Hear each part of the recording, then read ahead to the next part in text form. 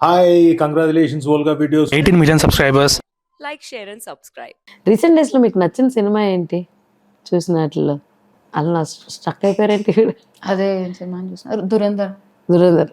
దురంధర్ మీకు బాగా నచ్చిందా? అందరికి చాలా ఇష్టమైన సింగర్స్ లో ఎస్పి బాలసుబ్రహ్మణ్యం గారు ఒకరు ఉంటారు.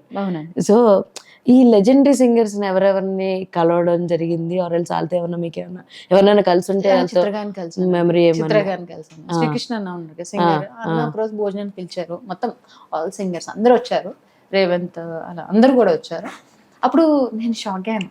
చిత్ర గారు ఆవిడతో ముద్దపప్పు ఓకే అన్న అందరం తింటూ ఆవిడ అందరికి పెట్టారు, మొదలు పెడతారు. ఓకే ఆవిడ ఒక పాట పాడటం, ఆవిడతో అందరం కూడా 4-5 hours పాటలు పాడుకుంటూ, అందరు సింగర్సే కదా, ఏం పాడినా అదృష్టం ఉండాలి.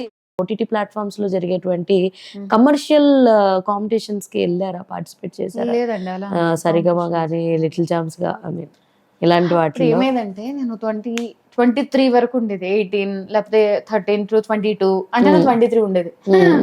కేటగిరీ ఏజ్ కేటగిరీలో మిస్ అయిపోయారు అన్నమాట.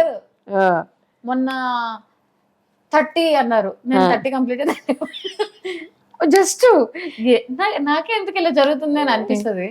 ఓకే, కానీ అనిపించింది ఎప్పుడైనా ఆ కాంపిటీషన్స్ లో పార్ట్ తీసుకోవాలని? ఎప్పుడైనా పాడుతూ వెళ్ళాను కదా. ఓకే, పాడుతూ 2010-11-12 ఓకే, అప్పుడు ఆవిడ ఏజ్ చిన్నదే అనమాట. మీరేం ఫీల్ అవ్వకండి, 10-11 అని అంటే అంతేనా?